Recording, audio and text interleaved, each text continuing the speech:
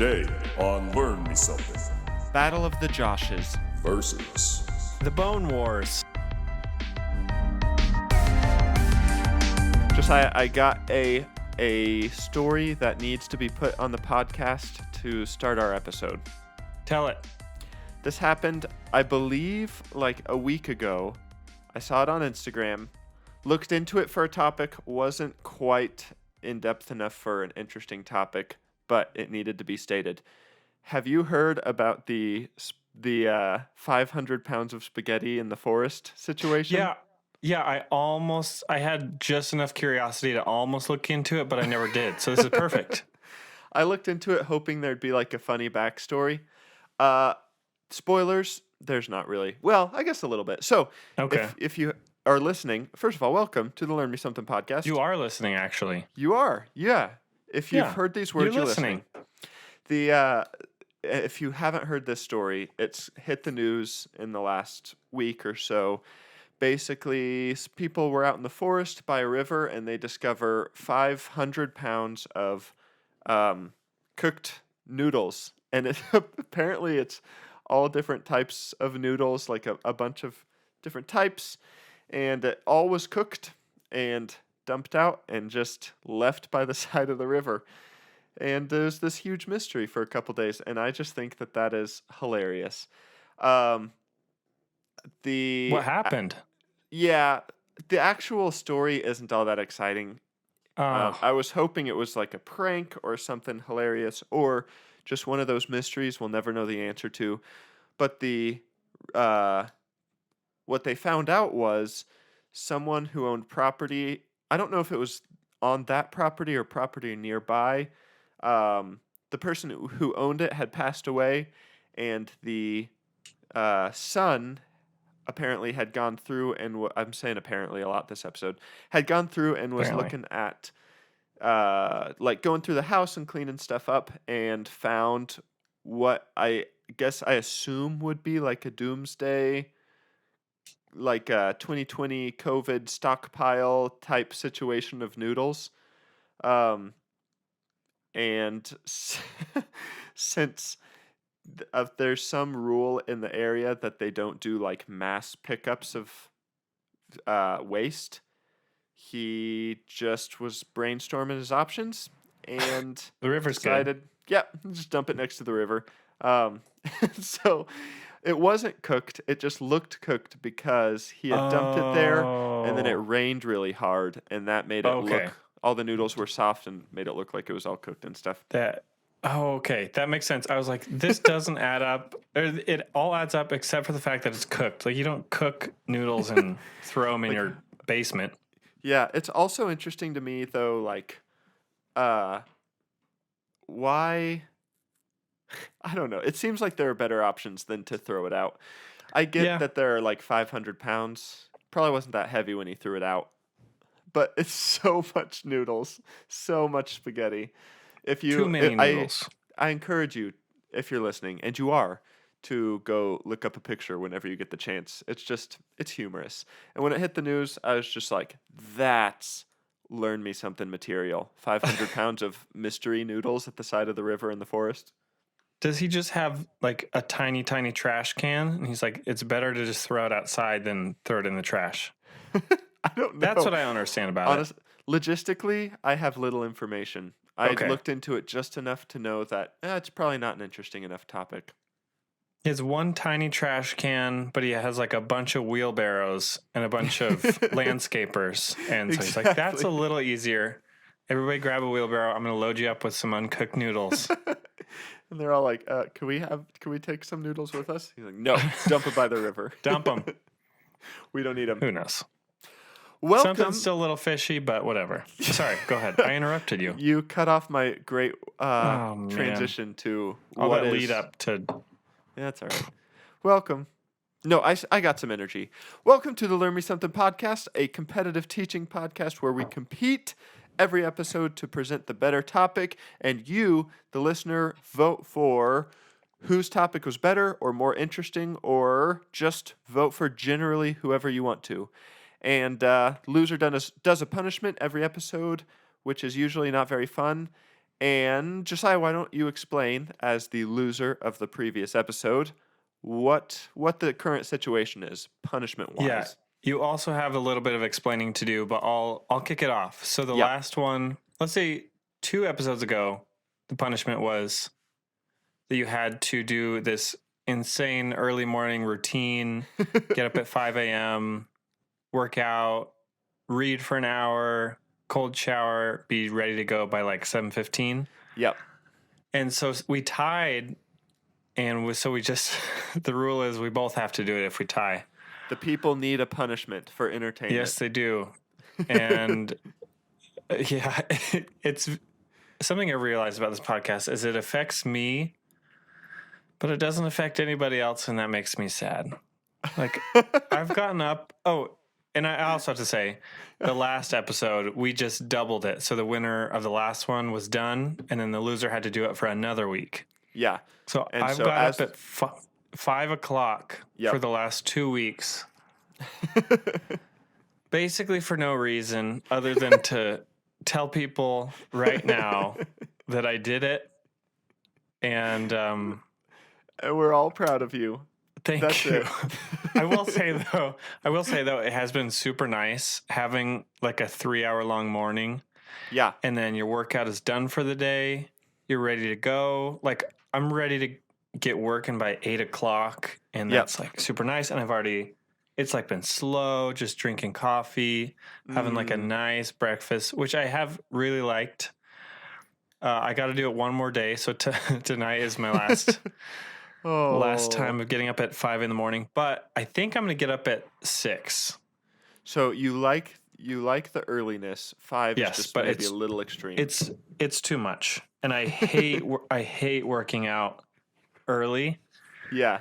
So I'm going to nix that immediately as well. Well, let's do that for just a minute, and then we'll dive into the girth of this episode. Why don't Okay. we just talk about some of our favorite and least favorite aspects of doing this? Yeah, let's like back and forth. You say a favorite, I'll say a favorite. You say a least favorite, I'll say one. Okay. My first favorite, I guess, would be exactly what you said, is the slow start. So the routine is you wake up at 5 and you have 10 minutes to just kind of wake up, and then 5:10 you're doing stretches. We're not doing least favorites right now, but you do stretches, and then at 5:30 you just have like an hour of breakfast and reading and coffee, and I really enjoyed that part. It was like nice and slow, still dark out. Felt like I was up early doing things that mattered, you know. So Yeah. that was my first favorite. Feel like a man, Yeah. Exactly. a ranch hand, or like I'm a farmer or ranch hand. something. Yeah. A man's Except a man. I was just sitting on the couch doing stretches instead of like feeding the pigs. A man's man. All right, your turn. Another thing that I liked. Oh, I have to add this also. This kind of goes into it. Since we moved to Arizona, we're not here super long. It's been like slower. Like, if you have lived in a place for a while, you know people, you're doing stuff, you're involved in things, Yep. and we're not really. You don't know nobody. We know very few people here, and so we haven't been doing a ton, except I've been reading a lot, and we also did Whole30. Cool. And if you're not familiar with that, that's like no dairy, no grains, no legumes, no sugar, or no sweeteners. Everything good in the world except legumes. It's very hardcore. So I've done like this complete shift. I've read 3 books. I woke up at 5 a.m. For the last 2 weeks. Yeah. And yesterday was the last day of Whole30, so I've been like ultra health mode for the last month, and it's been very good. It's been very good for me. Like, I was gonna say, if I can keep these habits going at somewhat. Yeah, it is. To say that, like, man, this is what I've been doing lately. Yeah. The month before that was probably the opposite, but that's okay. It's like a Traveling good the world, season eating of whatever. Yeah, we had so much bread. But it kind of worked. It worked well together. adding in the early morning too. So Sure. okay, what's something you hated? Oh, yeah. I know you just said say something you hated. I didn't mind working out in the morning. I kind of liked that. Okay. Um, the cold shower I did not enjoy, but you do feel good and energized after. That was a previous punishment that we had done, and I lost that one. And so you feel that like you afterwards, like you feel energized and you feel warmth after you've warmed up, of course. Right. um, my least favorite part, I think, was just getting up that early because I am a night person. Usually, I'll go to bed at like 11:30, sometimes 12. Um, and so waking up at 5 o'clock, I tried to go to bed earlier, but you can't just switch your circadian rhythm like that. Like you can't. Well, some people like Mallory can just go to sleep whenever she feels like, but my sleep cycle is very much kind of set. I can't just switch it when I feel like it. So I couldn't just go to bed earlier. Mm-hmm. And so it was just a week of little sleep. Yeah, but now you're back, you're done. Yeah. But I'm not. So And I only did the also one don't like week. that. Yeah. Yeah. What was your least favorite part? The working out? Yeah, I hated it. I don't have like a gym membership or weights or anything, so I just ran every day Yeah. and just getting and I got up, stretched and went for a run, and it was not fun. But I did it. I think I did it all but 2 days, I believe. I did skip out on 2 days. Me too. That's okay. Well, so I decided I felt weird about doing that on like a Sabbath day.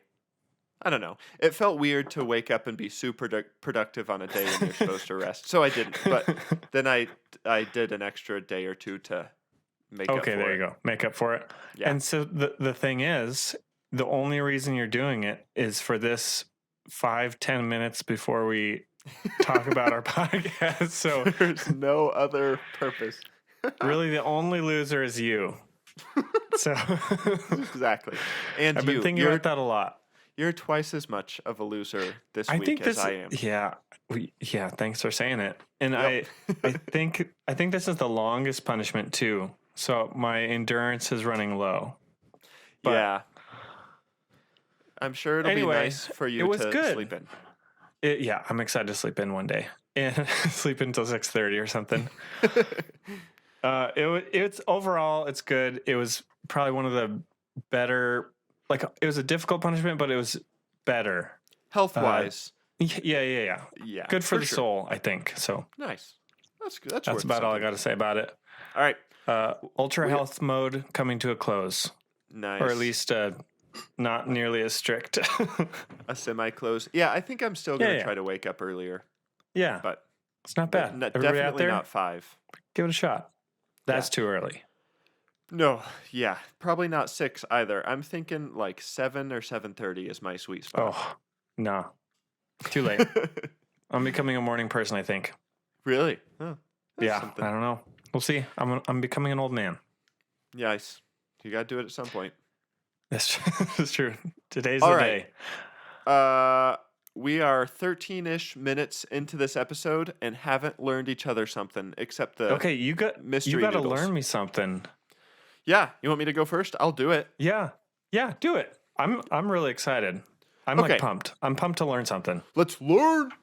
Sorry for doing that. Okay, Yeah, it's okay. Just don't do it next time. I come to you today with a fun story that's probably not too long, but I think is fun. And Okay. it's probably a story you've heard of, but maybe don't know all the details too. So that with that, okay. and I also Sorry, say I what just you need to say. every single episode at this point. Well, actually, I have a topic Yeah, that is I'm sure you've heard about. yeah, Since I know how you probably operate, you're like always looking for interesting things for this podcast because that's what I do. yep. And so I know you've heard about this one, and I'm just waiting for the day when we both come with the same topic, which I don't think it'll happen today, but Someday, it's who gonna. knows? If we do this long enough, it's just inevitable. Is all there is Yeah. to it. Okay, sorry. Go ahead. Yeah. So I'll open with this, and this will probably, if you know the story, this will probably give away my topic. Okay. But you and I and Mallory did something years ago that just made us roll off the couch laughing, and we just thought it was so funny, and it's something that I personally have kept up with to this day. Oh, yeah. Okay. And I'm very so- excited to talk about this. I think this is the thing Yeah, that I'm thinking I'm of. sure Okay. you've got it. I would like you to, if you would, explain to the class, the Learn Me Something community, Okay. the Josiah Gardner, Caleb Fitzwater group chat situation. Okay. I think I'm thinking ahead and trying to figure out where this is going, and I think I'm there. But okay, so the backstory Yeah. is one day, I don't know how this happened, but we each created a group chat on Instagram. I found all the guys named Josiah Gardner out there, which there's like 10 that I could find. Yeah. And so everybody started a group chat with everybody of the same first and last name. I think you got like a bunch of Caleb Fitzwaters, Caleb Fitzgeralds. Yeah. Like anybody you could find. I couldn't find any other Caleb Fitzwater, so I took a selection of Caleb Fitzes and put them all in there. Okay. So I sent like a photo of a guy in a business, like a big table. They're having a business meeting, and he's like leaning over it. And then I wrote, "I bet you're wondering why I've gathered you here today." And then I just waited, and we kind of keep up with this every like year or so. Yeah. We're like, how's it going with that? And I have to say, I am the only fun Josiah Gardner in the entire world. That's Without so a sad. doubt. Yeah. Yeah. Yeah. They were like fun for a little bit, but then I would like say I've been ghosted the last 3 or 4 times I've posted, so I've That's completely so given sad. up. Yeah, So it is. sad. Yeah, this really is a conversation that you and I have together probably once a year, maybe Quite frequently. bi-yearly or quarterly even. Just like, hey, Yeah, we have a quarterly meeting. how are the group chats doing? So How are the my boys? my Caleb Fitzes are Yeah. a lot of fun. I make it a point to message everybody like once a year, and every time I get a bunch of messages back that are like, we totally forgot about this group chat. And well, that happened for a while. Now it's to the point where people are like, yes, the group chat. And they're just like accepted it.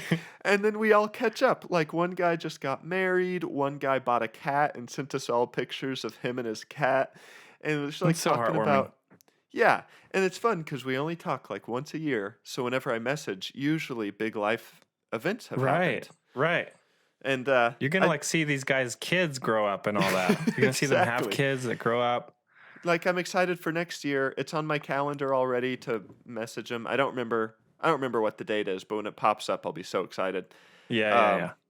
But yeah. I mean, like when I message next, I'll get to see like, oh, how's the cat doing? How's the wife? There definitely are some Calebs that don't respond anymore. Yeah, But- that makes sense. Yeah, That's but to be expected. quite a few of them are still active, and I'm like friends with some of them on Facebook now, and it's this whole thing. It's very fun. That's awesome. All that is just a fun lead-in into my very simple topic, which I'm sure you've pieced together. And my topic today is the Battle of the Joshes. Battle of the Joshes. This was like a couple years ago, right? Yeah, it's been a couple years. Yeah, so you do I've know heard about this story. Yeah, I have heard about it. I knew about the meme that started it and then that it actually happened. So I kind of followed along a little bit, Gotcha. but Okay, I don't so know a ton of the details. you know roughly the details. Well, perfect. Yeah. Yeah. That was, I knew you had at least heard of it because, again, you and I are both constantly scouring the internet for interesting It's true. things happening. Scouring. Ravaging, some may say. Wow, that word choice just made me lose my whole train of thought. That's good. Just threw you off. Like I gotta recover somehow, but I don't know. I don't know how. Yeah, I gotta pull it back together. So I knew that got you it. knew this story, but I was hoping that you didn't know too much. And it seems like we maybe made it. So I think so. all It's I'm perfect. going to do, nothing crazy, nothing overly influential. Just going to tell the story. Okay. So, point of view, April 24th, 2020. Let's do some role playing. Your name is Josh Swain. And I'm Josh Swain. yeah, Hello. it's like evening time, April 24th. What are you doing right now as Josh Swain? I'm swinging on the porch swing. Nice. There's like a swing. It's wooden. I'm swinging on it, looking at the flowers. Very good. Well, you're a sentimental fella. But it's a And, little chilly, so I've got a hoodie. Okay, good. So you're sitting, it's a chilly And evening. I have like a lemonade. It's so good. Got it. All of a And sudden, my neighbor walks by and he says hello. Okay, sorry, I'm done. Go ahead. all right. This Josh Swain talks a lot. No. I hate this just kidding. Josh Swain guy. So you're sitting on the swing. You've got your lemonade. Your neighbor walks by. You gave him like the neighbor nod. Nothing. You guys aren't. You're acquaintances, not friends. Thumbs up. A double thumbs up. Exactly. All of a sudden, you get a. Hold on. I gotta stop us one more time.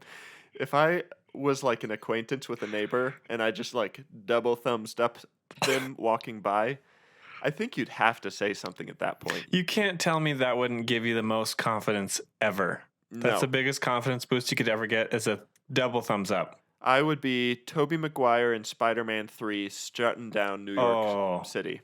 But the good Spider-Man version. Not Bully Yeah. Maguire. Not bully, no, but when he first gets his confidence, when he gets his mojo, man. and he's Oh, strutting, man. that'd be me. Back to our story. You get a message on your phone. You hear this ding. Your phone lights up. It's sitting next to you on the porch swing. You pick it up, and you see just the most unexpected thing on your phone.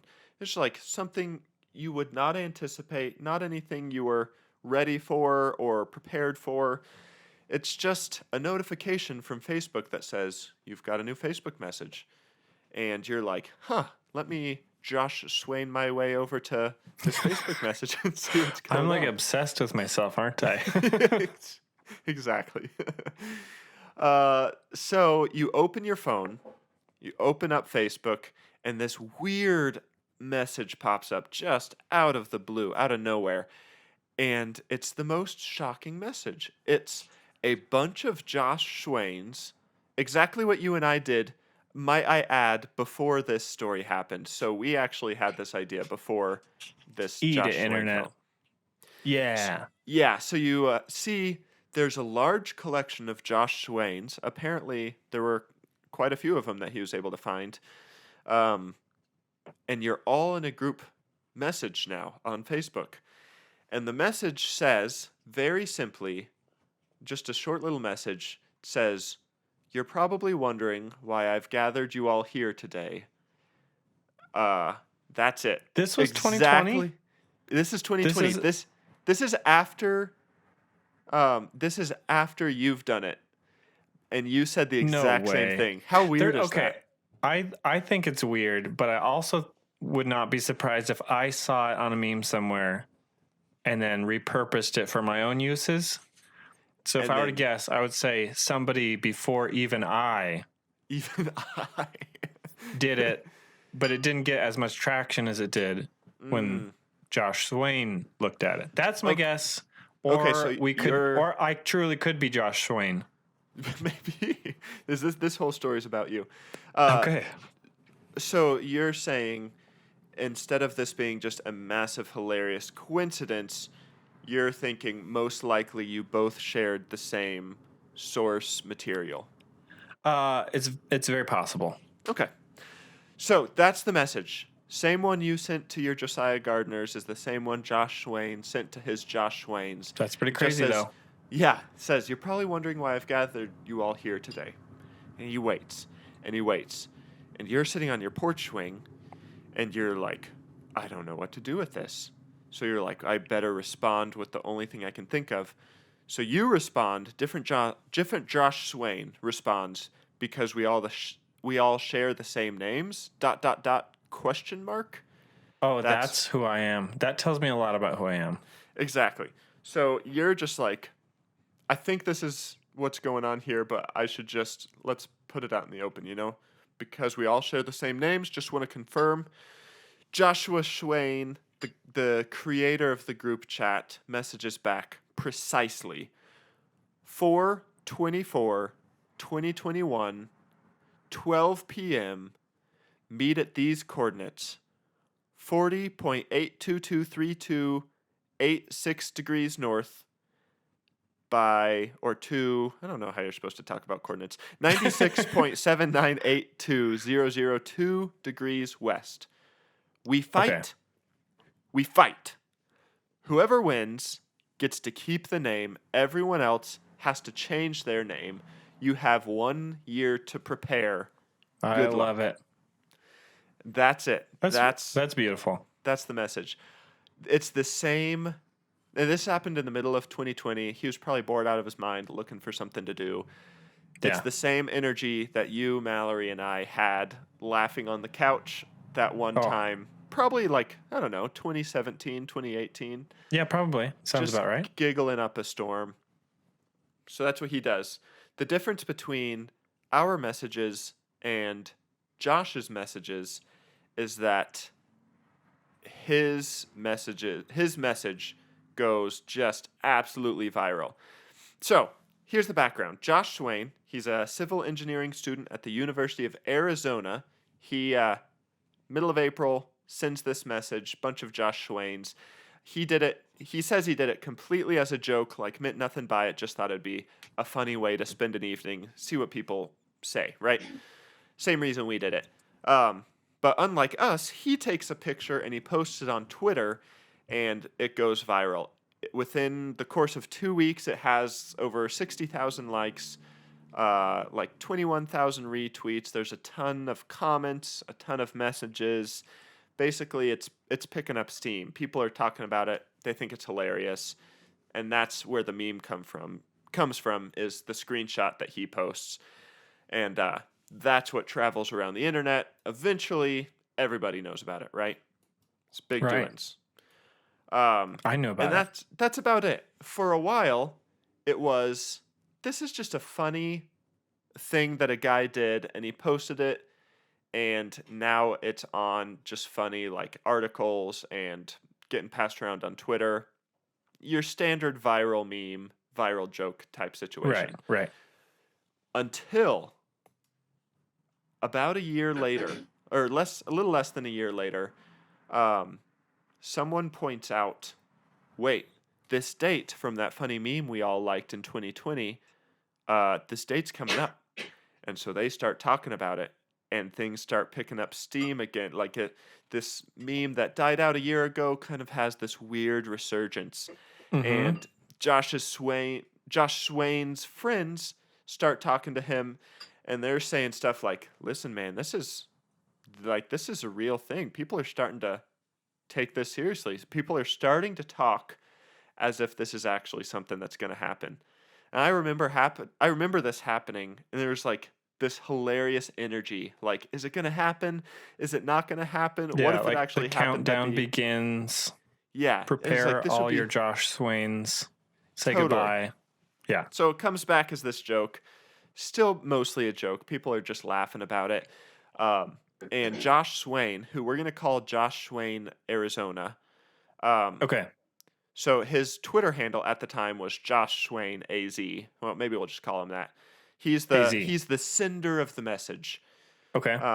He reaches this point where he's like, I'm kind of nervous that an actual Josh Swain is going to show up to this fight, and I'm not going to even be there. So the talk is building up so much so that all of a sudden he's like, this could actually be a real thing, and I, as the creator of this situation, can't be caught not at it, So he's like, we're just making this a thing. So he announces it's actually going down. People start talking about it. Someone makes a website that's just purely a countdown to the fight. Everyone is talking about it. The hype is building. The energy is building. Josh Swain AZ starts a fundraising page titled Support legal fees to help Josh Swains change their names. Just this whole funny thing. Fast forward to a month before the fight. Josh Swain, AZ, buys a plane ticket. Turns out, and this I didn't realize and think is really funny. Turns out he chose Nebraska. Generally, he kind of strategized when he planned his initial message and chose Nebraska because he thought it was super centrally located in the U.S. Yeah. So he thought that would be the best.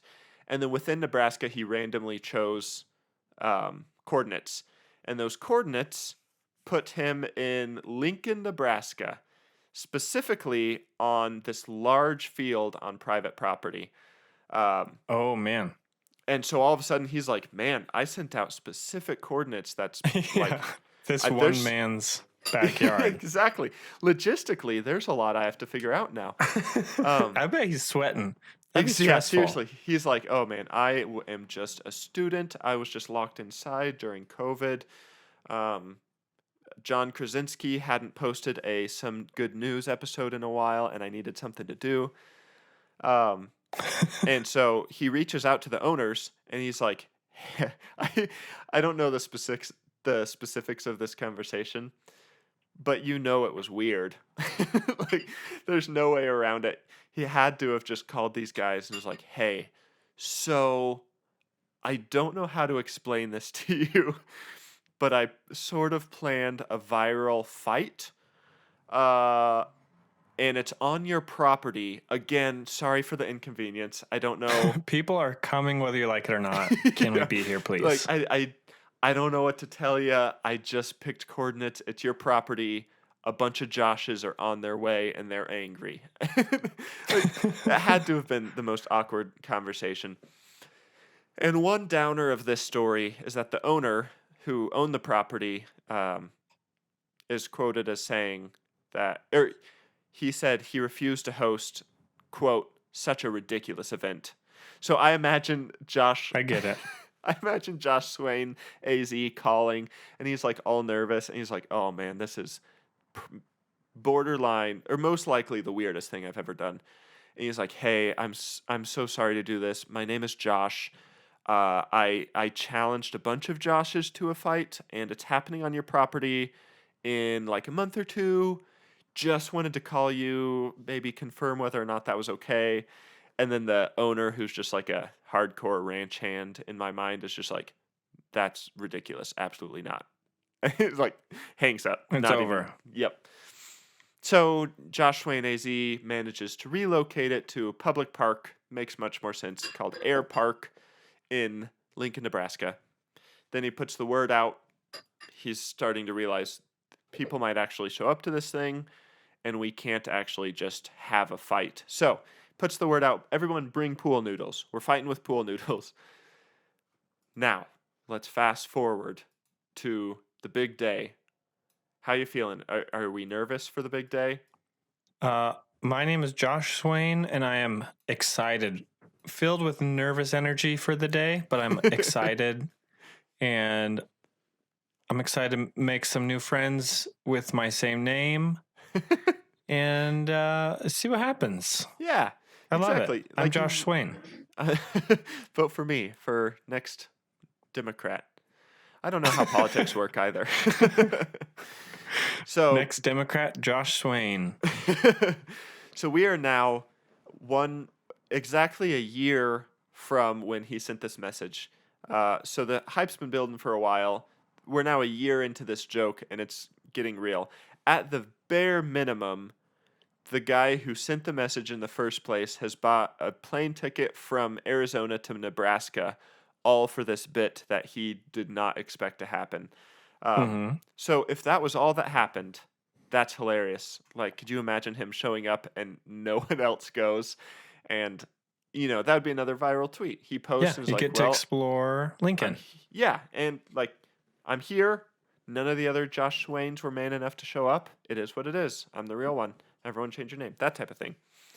Right. So he does it. He flies from Arizona, says he shows up around 11 o'clock. hour before the event to kind of just check things out. There's a nervous energy buzzing in the air.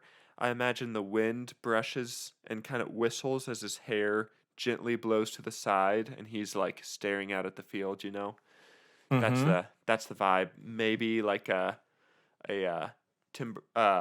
tumbleweed. I almost said timberweed. Okay, spaghetti western vibes. Exactly. And that's all he's expecting. He's like, we're just gonna, it'll be fun. Even if it's just me, it'll be hilarious. By 12 o'clock, about 1,000 people were there. No way. Yep. That is crazy. 1,000 people had shown up to this public park on behalf of this random meme joke group message sent a year ago. 950 of them were spectators. About 50 of them were Josh's, and one was, this is you. One other person was Josh Swain, who roused himself from the swinging seat on the porch, got in wherever you were from. Actually, I do know where you were from. It said you were from, the one other Josh that showed up was from Nebraska. So I was like, that makes sense. That makes sense. Checks out. Yep. Also, what are the odds there's a Josh Swain in Nebraska? Just worked out. Apparently pretty good. So the energy, from what I understand, and you can watch videos of this, and I've watched a couple, the energy is just weird. Picture like funny meme energy, but it's now somehow become real life, Everyone's just like super excited. A little awkward? Yeah, a little awkward, but like there's some hype there. A bunch of people are dressed up like Superman, Spider-Man, like people came. No one told them to, but they showed up dressed up in costume. That's what we do. We're Josh Swain. That's what we do. We're Josh at the least. Exactly. So he like greets everybody, welcomes everybody. He's got a bullhorn and is like, this is just crazy, weirdest thing that's ever happened to me in my whole life. And then they agree. First thing they got to do is what they came here to do, is they have to agree on who is the real Josh Swain. So you can look up videos and pictures of this. A bunch of people like gather around in a giant circle and are just hanging out. And they're just watching. In the middle of the circle is two people named Josh Swain, brought together by nothing but a group message a year ago. And they agree to rock, paper, scissors. And they're rock, paper, scissoring for the name. And it's one game. You get one chance. Winner takes all. That's all there is to it. So everyone, it's quiet. Everyone's excited. The energy. We're at the peak of this event. The peak of the energy. First round, rock, paper, scissors, shoot, is a tie. Second round, rock, paper, scissors, shoot, is a tie. Third round, rock, paper, scissors, shoot, is a tie. The fourth round, Josh Swain AZ throws a rock, and you, the other Josh Swain from Nebraska, throws out scissors, and the original group messenger becomes the official Josh Swain. I changed my name. I've have lost. To. Yeah. It's over. It's over. You get one shot. Not best out of 3. Best 2 out of 3. Nothing. You just lost. Well, and that was nice. My whole personality was based on my name being Josh Swain, but that's okay. I'll figure it out. I'll figure it out. I'll bounce back, I'm sure. You can watch the video of them actually playing rock, paper, scissors. Yeah, it's quite intense. Yeah, it's electric. When he wins, people go crazy. Like, this is the most unnecessary event, but it is the people that are there are fully dedicated to what it is in nature. And Josh Swain, OG, does say, as my first decree, as the official Josh Swain, I think he shouldn't have to change his name. So he takes the title of official Josh Swain, but doesn't force you to change your name. Got it. It's just a title. Got it. Exactly. And So what they did afterwards was they were like, well, there's 50 Joshes here. We may as well let all of them battle too. And so then they started a sword fight battle with the pool noodles that reportedly lasted a significant amount of time, like over an hour from what I read. What, That might what are not the be true. rules? Just I fight don't until you're tired? Yeah, the rules there were just like fight and like you have to get I think you have to pretend to get like cut down. It sounds like a lot of people pretended to die, dramatic deaths, that kind of thing. Got it. Essentially, it was just like kind of half fighting and half everyone's just hanging out, getting to know each other, having a laugh. Um, After a long, brutal fight, they crown literally crown a 5-year-old boy named Josh Vincent Jr. He was named Little Josh and declared the winner of the Josh battle, um, which I just think is so fun. And so everyone agreed that he was the winner. He was given a Burger King crown and a replica of one of those like wrestling fighting belts, Yeah. championship belts. Um, and his dad, Josh Sr., which is just hilarious, said It's perfect. he said that little Josh just had the time of his life. Like, for him, best day ever. Yeah. And That's so sweet. that's it. That's the story. The two Joshes were crowned. Josh Swain AZ changed his Twitter handle to the Josh Swain. And now we know officially Wow. who the real Josh Swain is. To wrap it up, though, and here's this kind of makes the topic for me. So remember that fundraising website that Josh Swain created titled "Support Legal Fees to Help Josh Swains Change Their Names." Right. Under the title, he had it listed, actually don't, this isn't a direct quote, but it basically says, actually donate. We're not actually going to keep any of the money. We're going to donate it to the Children's Hospital and Medical Center in Omaha. And so that was just like a fun thing. He was like, hey, if we're all coming Cool. together, let's just do some good with it. And he put a goal on that fundraising page to raise $1,000. And by the end of the weekend, this fight was on a Saturday. By that Sunday, they had raised almost $15,000 to give to that hospital. How fun is that? That's very cool. That's very cool. Yeah, and Seems like a good guy. I'm glad he gets to keep the name. exactly, he deserves it. And little Josh, who was crowned the winner, when he was younger, a couple of years prior, had struggled with seizures, and he had been treated at that very hospital. So it was kind of cool in a couple ways. Cool. Yeah. Full circle. Yeah. In addition to that, they also collected over 200 pounds of food for the local food bank in the area. So really, it was just like a really helpful event. Like, it didn't have to be important, didn't even have to happen. It was like the most insignificant thing ever. But they like raised all this money and helped so many people, and I thought that was really cool. And I guess it would be the PR team at the children's hospital. They like tweeted out and applauded them and like gave them recognition and stuff on their social media.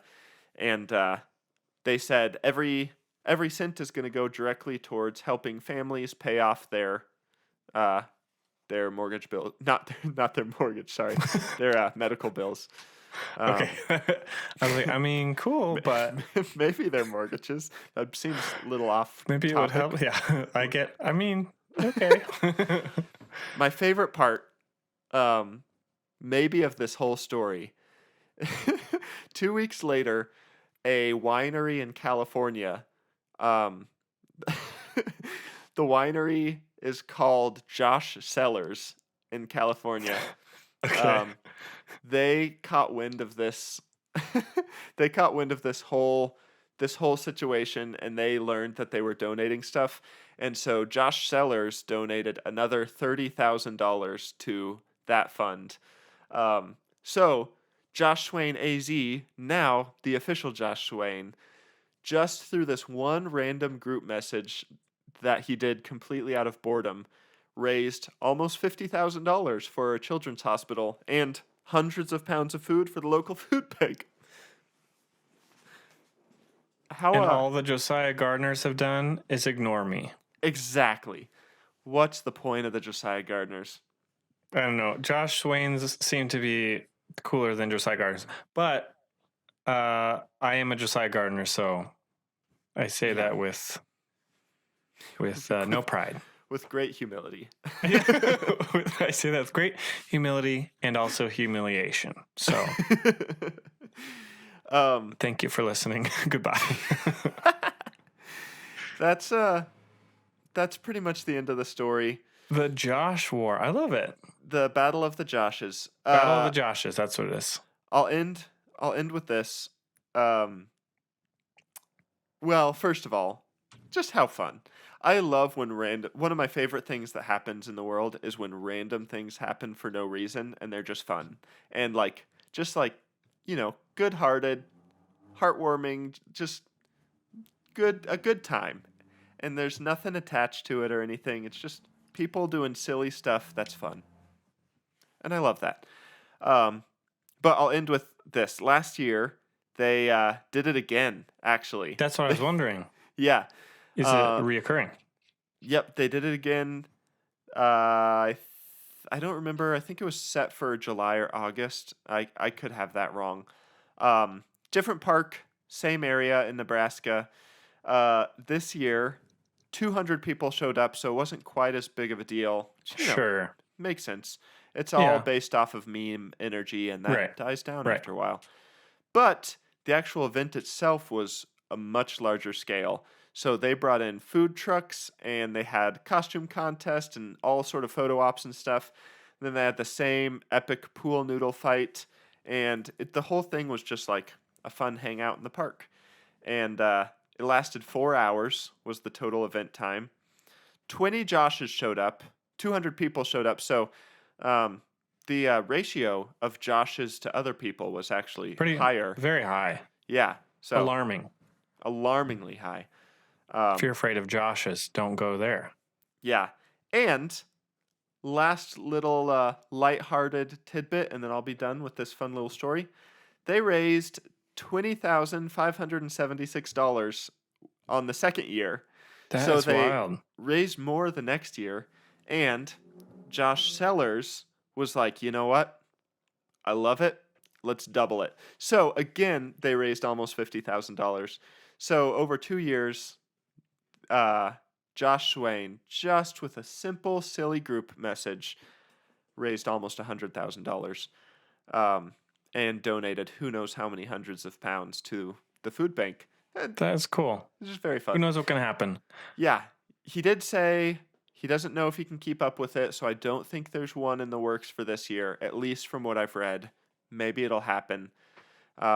Reddit has jumped in, and they are trying to make it like a different name every year.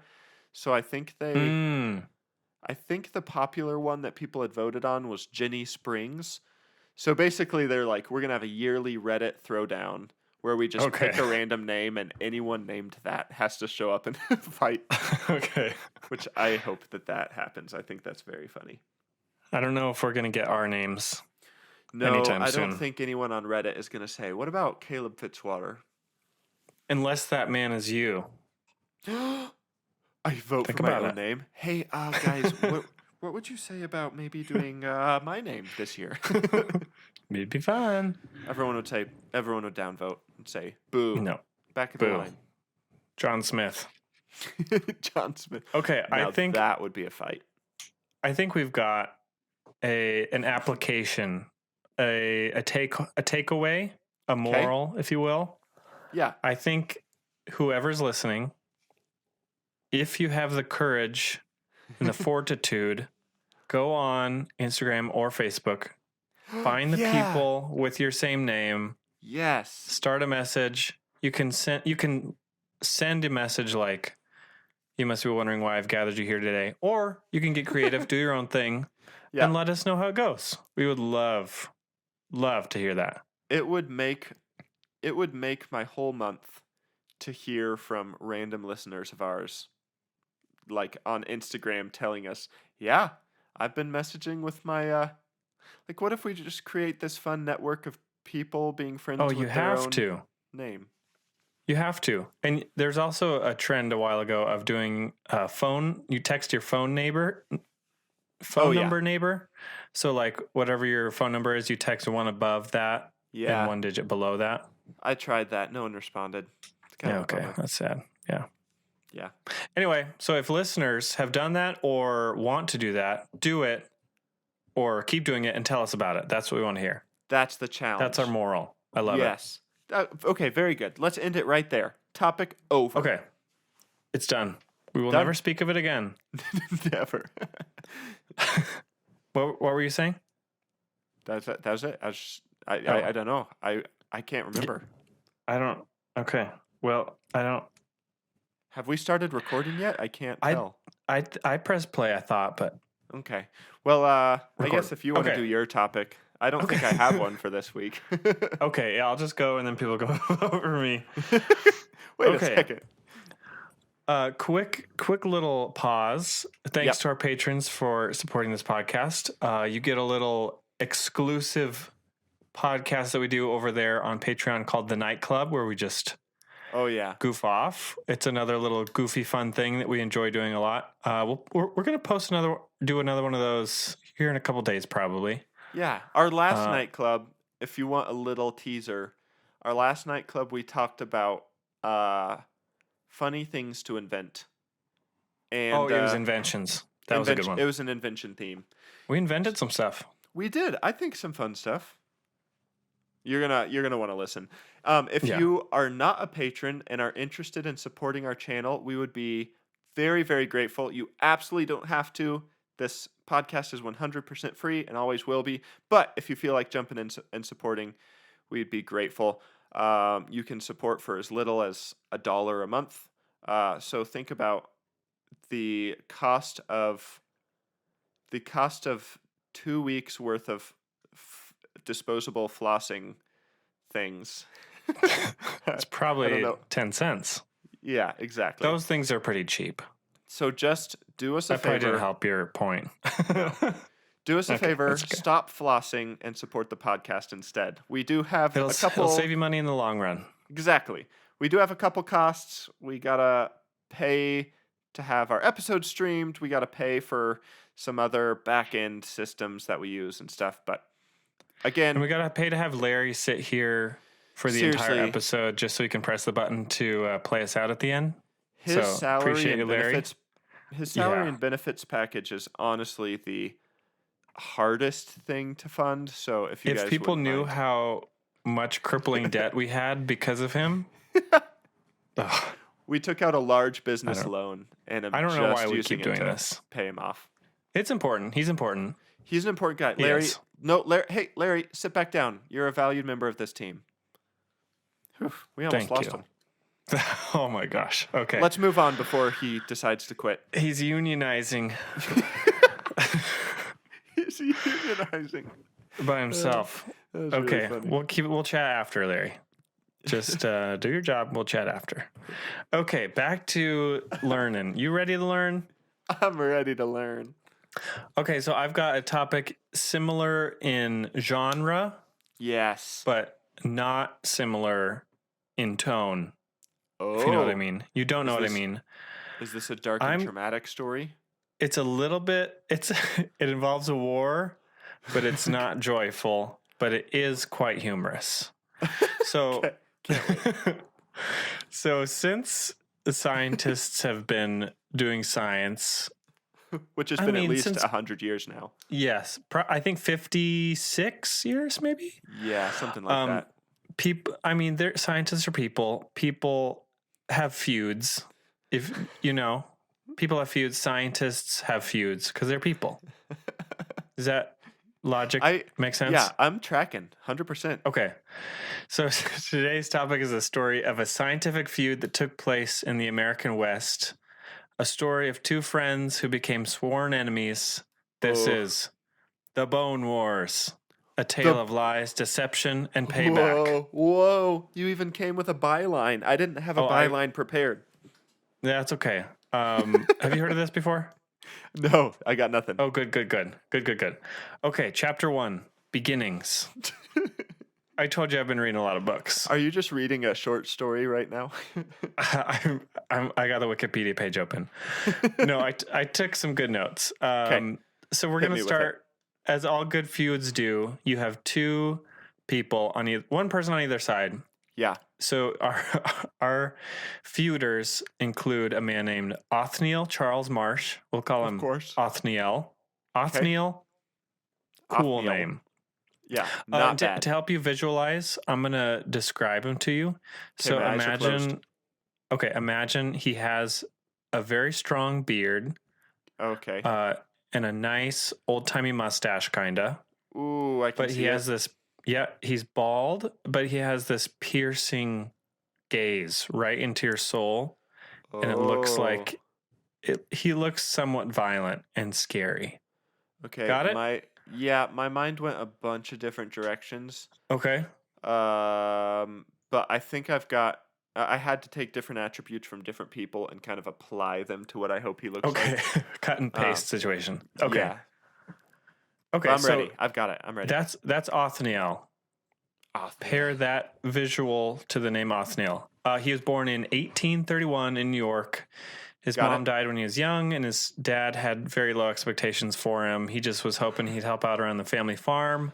Yep. But when Othniel developed an interest in science and decided to make a go at a scientific career, Uncle George came along and sent him to Yale and grad school in Germany.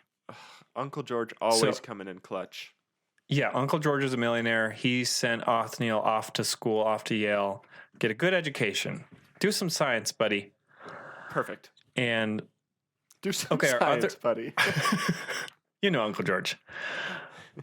Our other guy is named Edward Drinker Cope. We'll call him Eddie. Eddie. So I'm going to describe this guy, Othniel. Yeah, Eddie is, I think he's a kind-looking dude. He's got a nice head of hair that kind of is like it's a haircut that's in right now. It's like a middle part, and it's like fluffy a little bit. Okay. I feel like, I don't know, high school and college guys do it or something. I see this around. Okay. He's a good-looking dude also. Okay. Cool. Yeah. So just think middle part, medium length hair. He's got like a Colonel Sanders mustache and goatee combo. Oh, okay. I'm having to completely change my visualization. I was picturing... This is Eddie. Oh, this is going to make me sound really, really nerdy.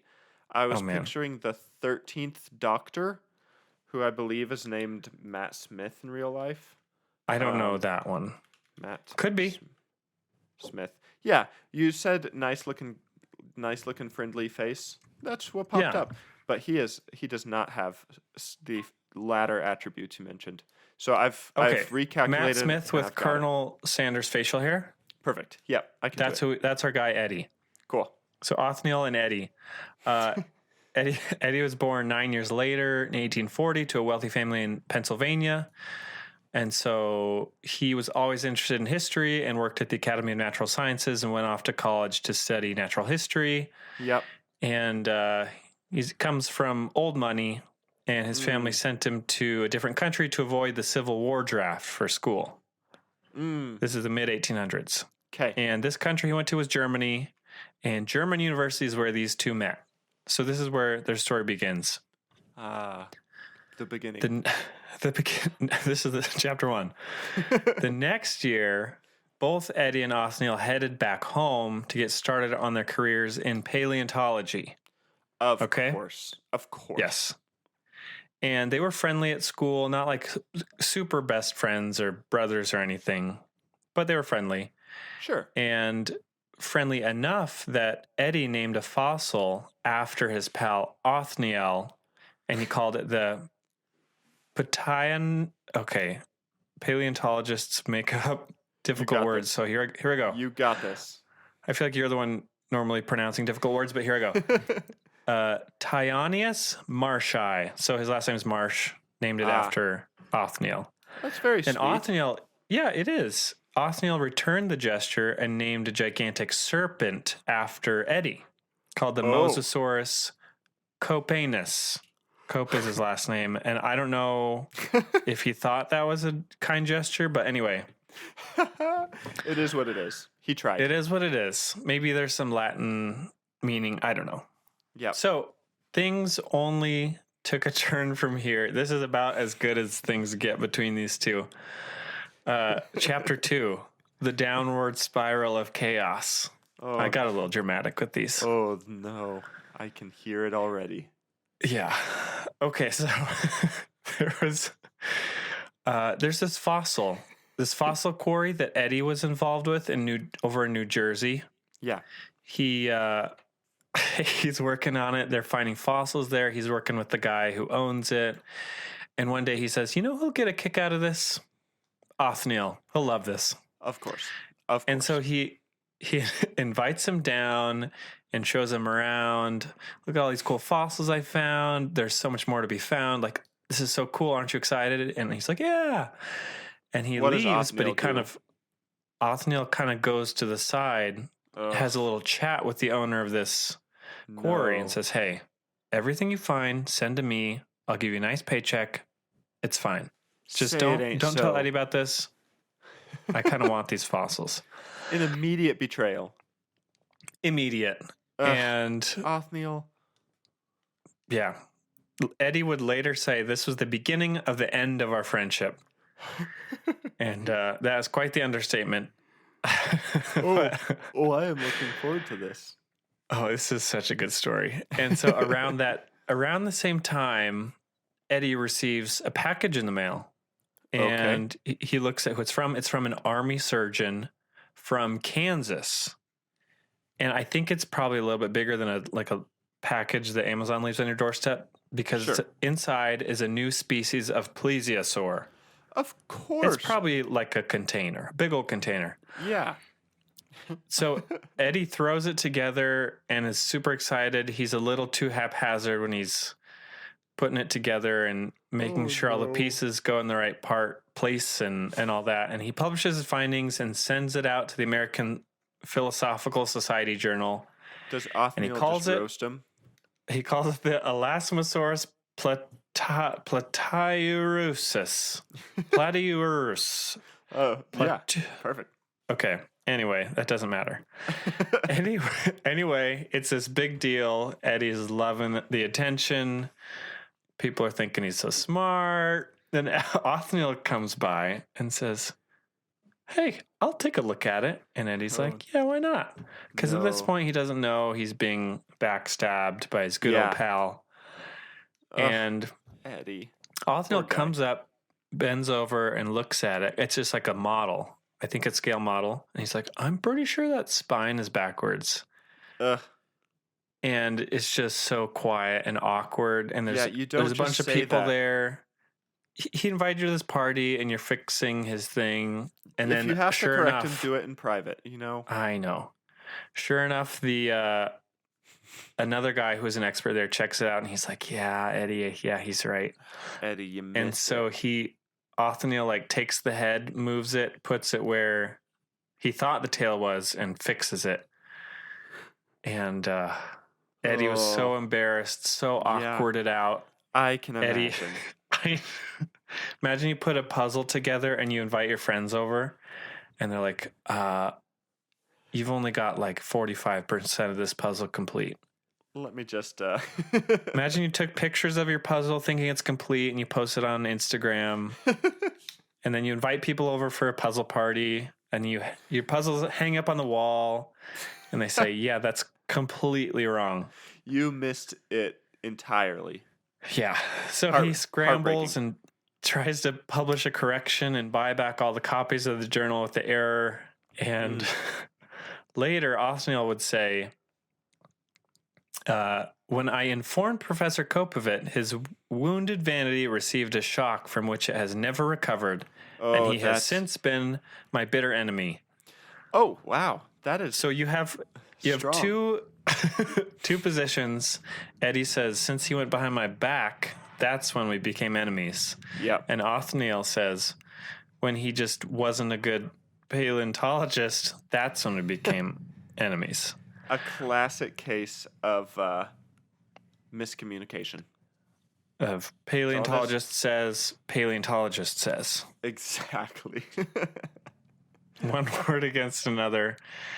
Let's move right along in the story. Chapter 3, The Bone Wars. The Bone Wars. So both Hit me with men bitter at each other. They just are really starting to hate each other. They both head west just in a search to utterly destroy each other through scientific discovery and achievement. So they're just like, I don't care. I want fossils so that I can destroy my enemy. Exactly. Science is good. Destruction and vengeance is better. Why build up when you can absolutely destroy, you know? Exactly. That's exactly. the paleontologist's mindset. Yeah, I was going to say, what else would you expect from, I don't know, Indiana Jones probably did that. Exactly. Yeah. Maybe these guys were like the precursor for Indiana Jones, but just the more Maybe. jerky version. Why do I Anyway. feel like this would make for a good movie, I think. Oh, you know what? I'm going to jump way to the end. They actually were going to make a movie about this. Oh. It would have starred Steve Carell and the What? guy from The Sopranos, but he passed away, I believe, and so they just stopped. They just stopped it. Yeah, That would have been so good. I know. I don't know if it would have been it must have been a comedy. I'm sure it would have been a comedy. Yeah. I feel like it would be Anyway. a really sad actual story. Yeah, it would. Like, who just wants to watch a full movie of bitterness, unresolved bitterness? I don't know. Anyway, back to Bone Wars. Yeah. No, I think they did. There's like little snippets about it. But anyway, Sure. so they're scurrying all over trying to find new fossils, and Othniel actually sends a spy over to Eddie under the codename Jones, and says, "Okay, make sure whatever he's finding, you tell me, infiltrate, schmooze, bribe, do whatever you got to do. We can't let this guy find fossils." This is the most 'Cause I immature don't like thing him. I've ever heard. Oh, it gets better. And so Eddie ended up purchasing a journal of his own, Okay. and he published 76 papers in 1 year. And over his lifetime, he did 1,400 papers. He published that many. Well, good for him. Really weren't- a quantity over quality type of guy. Yeah, I was would going have to say. if they weren't being fueled by pure hatred and rage, I would give him more props for having It might be so good. many. Yeah. So he just had to get the word out, make sure people know how many fossils he's finding and learning about. Sure. And there was reports of both men destroying smaller fossils or backfilling in their own dig sites so that others wouldn't recover them. Oh, So my they had goodness. self-sabotage just to prevent the other from getting Scorched more earth of a style. collection. Exactly. And one person even reported that dynamite was used to blow up and damage What? fossils by some of the men that worked for him. We're taking this down. So just light that fuse, toss it in the pit, run They away. walk away with the explosion behind them onto the next dig site.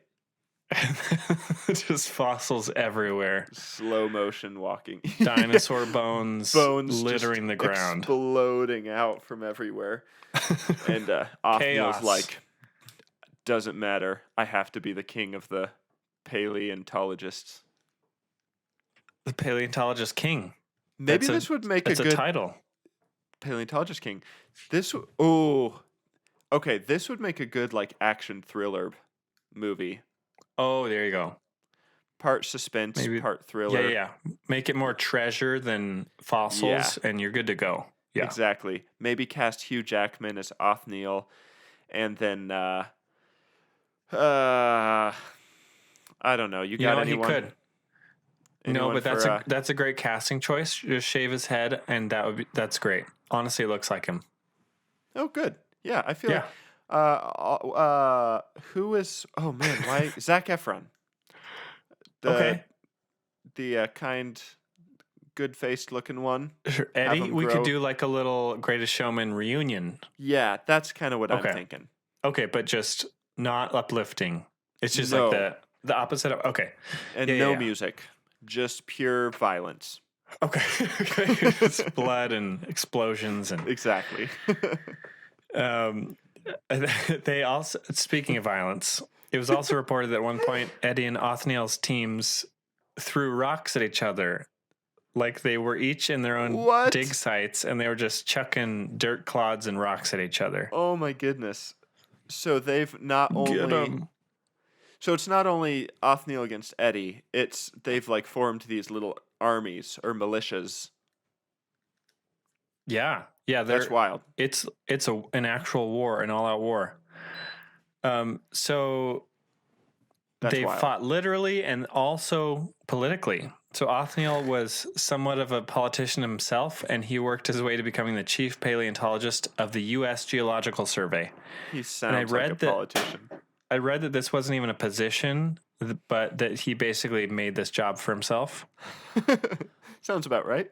So he's a smart dude, but Yeah. he, with all this new access to government funds and political power, the tide of the Bone War shifts into Othniel's favor. Say it ain't so. Honestly, Ba-bum. I feel like Eddie has been the underdog this whole time. Othniel kind of started it. Othniel shamed him. Eddie's done some bad things, but he's the underdog. I'm kind of rooting for him. It's good to take a side. So Yeah. you root for him and get like wear his jersey and all that. Yeah, for sure. Okay, so he went after Eddie with full force and cut him off from all the government funding that he was getting, which was basically how he was doing what he was doing and staying alive. So that is just so cruel.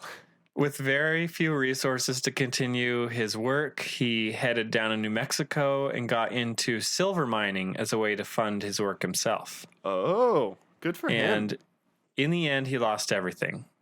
Oh. So spoke too soon. He tried to diversify, but basically lost it all. That is so sad. And he only had his bone collection, and within 8 years, he was living alone, separated from his wife and his kid, and was living amongst his just collection of bones Oh my goodness. in his apartment. And so, Can you imagine just like disliking someone so much that you just kind of destroy his life? it's so wild to me. And the can't fact that fathom it's that. just scientific discovery, it's so fascinating how wild it becomes. All I'm saying is there's some real parallels between that story and the Learn Me Something story. That's all. That's You all mean I'm you saying. and I?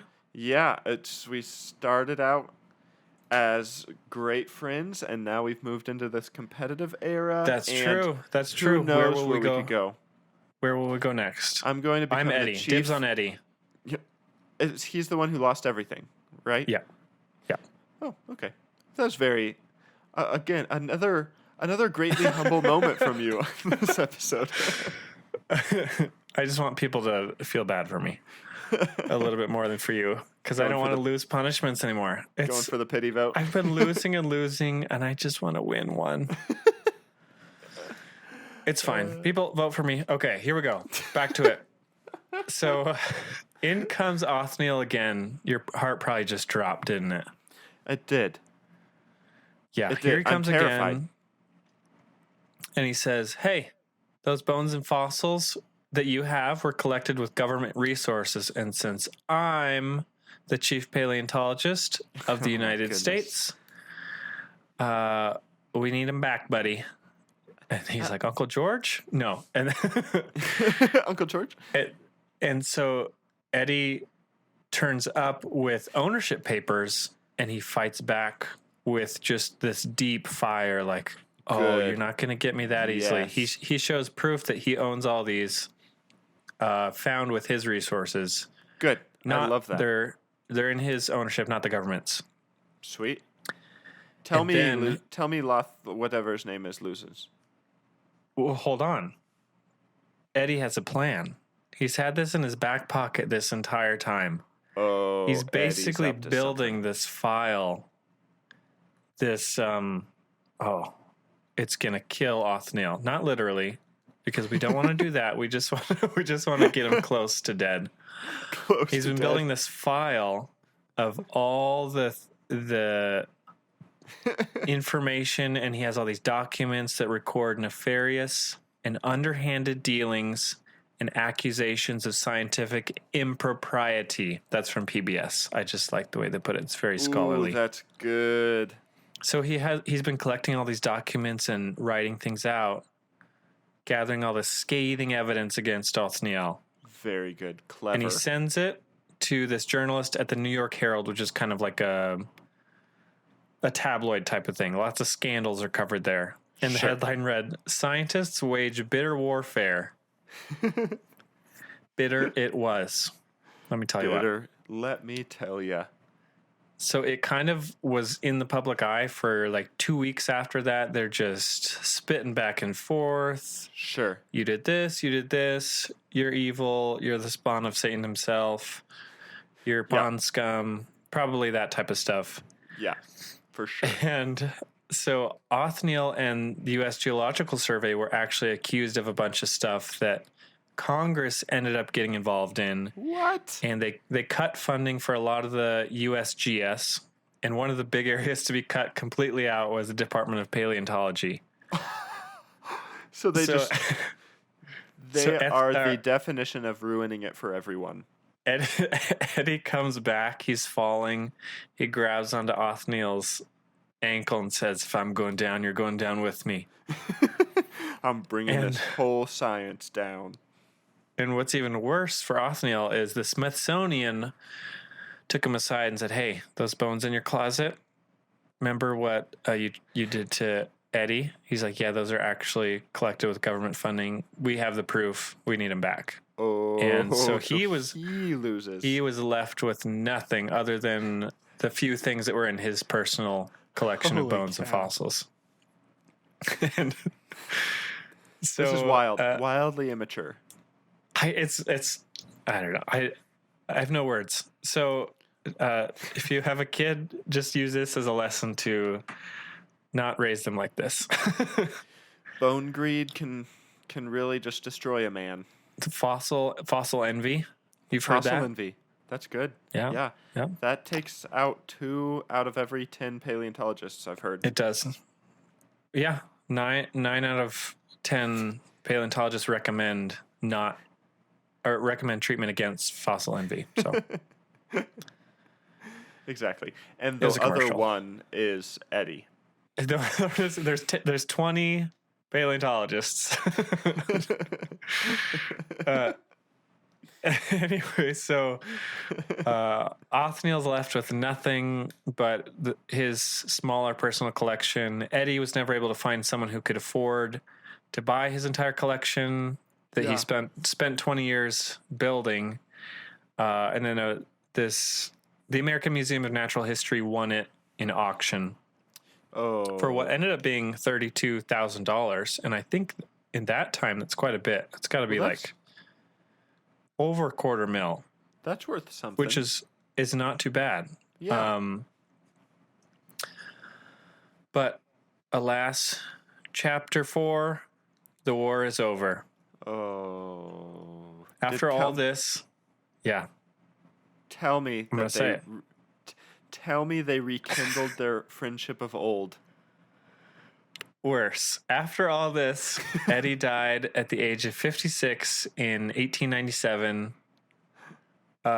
6 years before the first manned flight. Fun fact. I've been learning about that.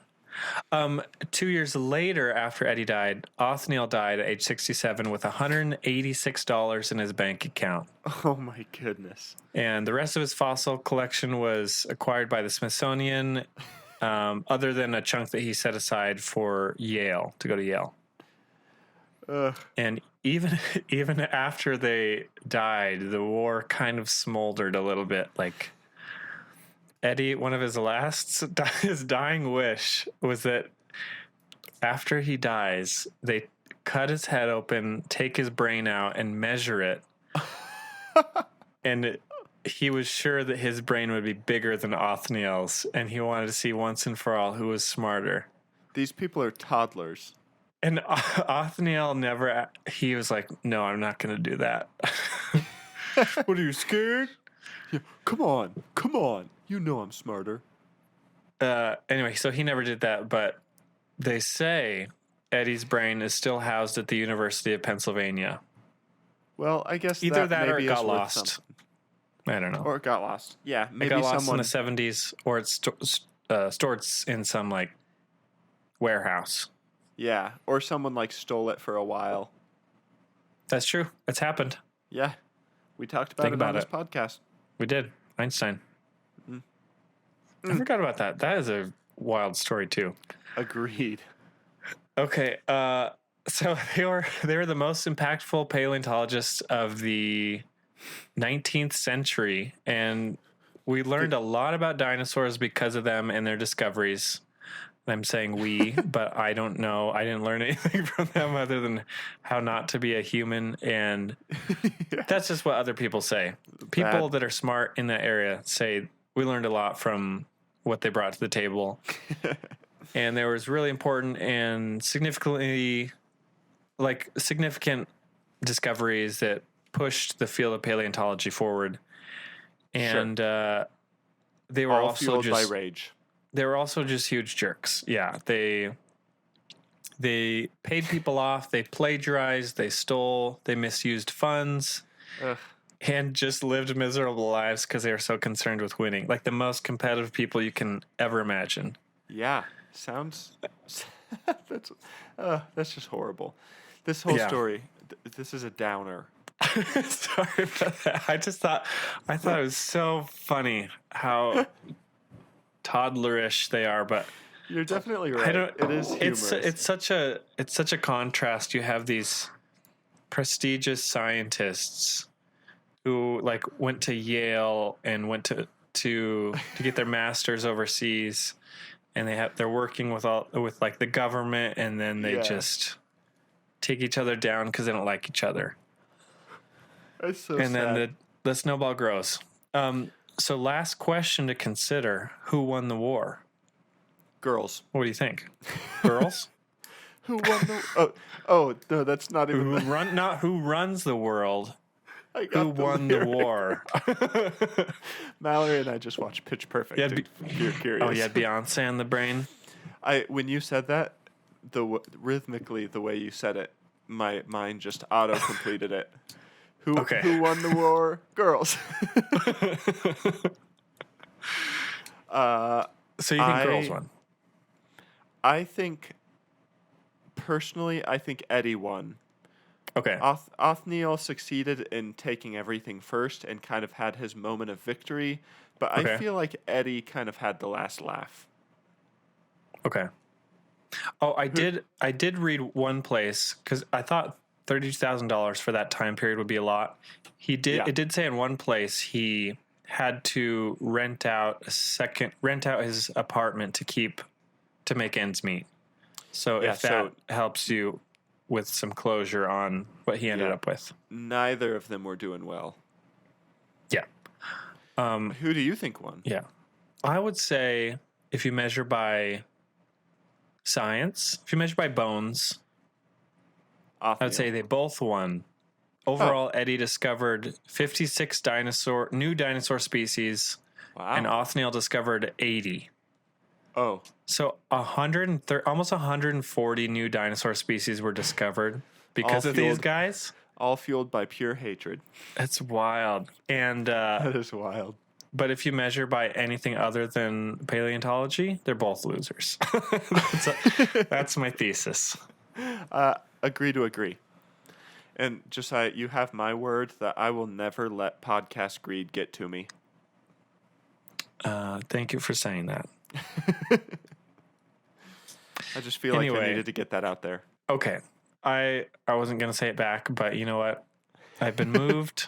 I will never let this podcast come between our friendship, and I will never try to thwart you or your accomplishments. Thank you. I won't thwart your accomplishments either. This is a big bonding moment. Yeah, I feel closer to you already. I don't know if I've ever said that to you before. I personally have never told anyone that I'll never thwart their accomplishments. Maybe you need to start. Maybe should today's say the that. day. I should encourage more people in that very specific way. That's the moral of this topic. Okay, we have two takeaways for the listener. Yep. One, go start a group message with people of your exact same name. Exactly. Two, the first thing that you say in there is, I will never do anything to thwart your accomplishments purposefully. Despite us being the same name and maybe often confused, I will not And we purposefully may try to start a thwart war for the to keep the name, but I will never, other than that, I will never try to thwart your accomplishments purposefully. I may challenge Think you about to a it. fight, but nothing else. Strictly business. This has been a good one. A silly one, but a good one. Is battle themed. It is battle themed. We haven't done a Isn't that themed fun? episode in a while. Yeah. Kind of an accident. Let's do a battle, or no, let's do Let's another do a one. battle theme. Battle theme season. Next season, battle themed. All battles. Let's do a theme coming up. What do you think? I love it. We haven't done one in a Okay. while. It's time. Okay, I think that brings us to the ending, because, well, let's do the little. Okay, I'm gonna switch it up a little bit. Are you okay with this? Absolutely. This is episode 50 something, 55, I think. So yeah, you're right. switch it up. Do whatever you want. Okay, here's what I propose. Let's tell people what the punishment is, and then we'll tell people why they should vote for us. Crazy, huh? Oh, I accept your proposal. Excellent. Okay. So the punishment, you'll see why I want to do this. The punishment is going to be decided by the listener. We haven't done one of these in a while. We don't know what the punishment will be, but we're going to ask for some ideas, throw some of those in a poll, Yep. and then have people vote. So we'll probably just do that on Instagram because it's very simple. So keep an eye out for that. And our Instagram is Also- @LearnPodcast. Yeah. @LearnPodcast. It's We also post fun on like stuff. TikTok and Reddit. Yeah, been trying to post clips and stuff. That's been fun. Some extra facts every If so by often. some chance you found this podcast from an Instagram reel, welcome. I'm glad you're here. Yeah, me too, actually. That is a very fun way to discover our podcast. Isn't it? Yeah. So you can go to @LearnPodcast, vote on, well, I guess put in a little idea for what you want to do. What you want us to do, rather. You can do it too if you want. That'd be fun. Good for solidarity and community building. Yeah. And then vote for the punishment. And then we will go ahead and do that. Be nice to Caleb. Caleb, tell people why they should vote for you. Yeah. What'd you bring to the table? I personally brought smiles to the faces of the listeners in the form of an uplifting story that had no sad ending. They gave to charity. It was beautiful. And it was just a great example that if you think of something fun and silly to do, just do it. Because who knows what fight you'll get yourself into a year later. That's very wholesome. That's very good. People should vote for me because of just dynamic storytelling,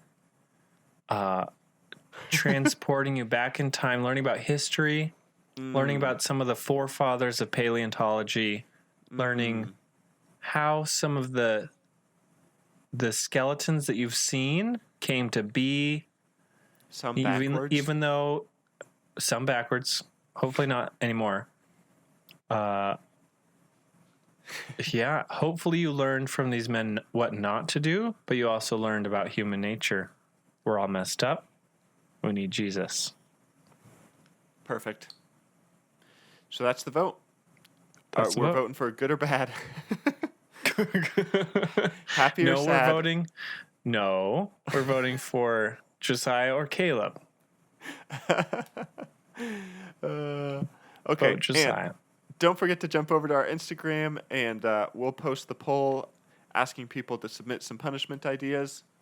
And we look forward. They're usually very entertaining and unique. And Yes, they lead they're very some oftentimes they lead to very unpleasant punishments. It's the way of this podcast. It's the risk we take. It's the life we live. Yep. All right. Should we wrap this one up? Let's do it. Vote. Please vote. People don't vote, so please vote. Oh, yeah. I'm getting a little... Yeah. Getting a little feisty. Just go do Learn Podcast. You can click the link below. Thank you for voting, for those that regularly do. Yeah. And thank you for listening. Thank you, Larry, for sticking with us and hearing out our terms. We can discuss salary after. Yeah. Yeah. It's going to be a rough night, am I right? Yeah. Trust me, this play out is going to be bad. Larry, It's going to be bad. give it to us. What you got? Okay.